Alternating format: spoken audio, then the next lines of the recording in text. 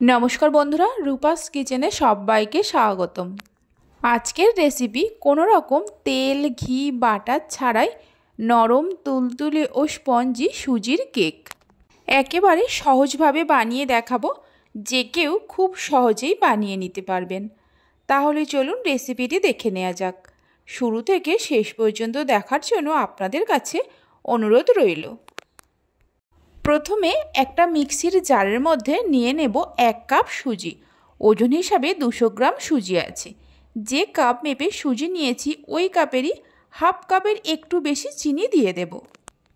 ঢাকা দিয়ে মিক্সিতে গুঁড়ো করে নেব। সুজি আর চিনি গুঁড়ো করে নেওয়া হয়ে গেছে। দেখুন, ঠিক এইভাবে গুঁড়ো করে নিতে হবে।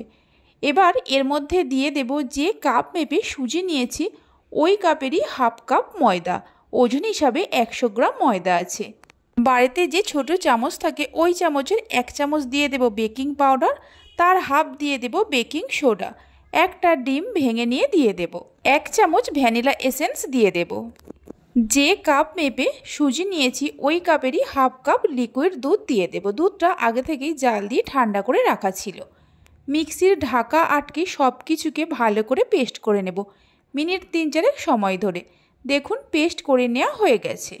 এখানে আমি একটা কেক টিন নিয়েছি। কেক টিনের মধ্যে আগে থেকে তেল ব্রাশ করে রেখে তার মধ্যে একটা বাটার পেপার দিয়ে রেখেছি। কেক টিনের মধ্যে কেকের ব্যাটারটা ঢেলে দেব।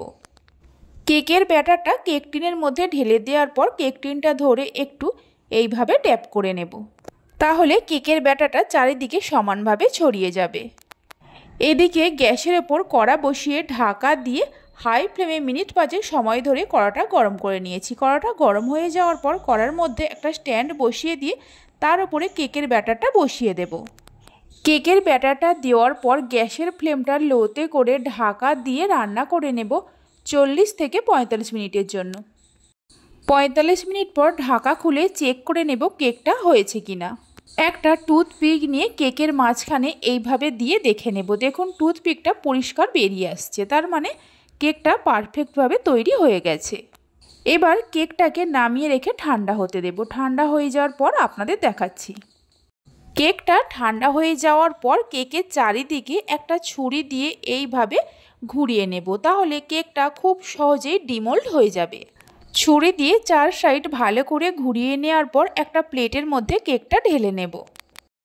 দেখুন, কেকটা কত সহজেই ডিমোল্ড হয়ে গেল। ওপরের বাটার পেপারটা তুলে ফেলে দেব। কেকটাকে আমি কেটে দেখিয়ে দিচ্ছি কতটা নরম তুলতুলে ও স্পঞ্জি হয়েছে। এইভাবে একবার কেকের রেসিপিটি বাড়িতে বানিয়ে দেখতে পারেন। বাড়িতে বানালে খেয়ে আপনাদের কেমন লাগলো অবশ্যই আমাকে কমেন্ট করে জানাবেন। আমার রেসিপি যদি আপনাদের ভালো লেগে থাকে অবশ্যই একটা লাইক করবেন, বন্ধুদের সঙ্গে শেয়ার করবেন। ভালো লাগলে চ্যানেলটি সাবস্ক্রাইব করে পাশে থাকা বেল আইকনটি প্রেস করবেন নতুন রেসিপির আপডেট সবার আগে পাওয়ার জন্য। কেকটা দেখে নিশ্চয়ই বুঝতেই পারছেন কতটা নরম তুলতুলে ও স্পঞ্জি হয়েছে।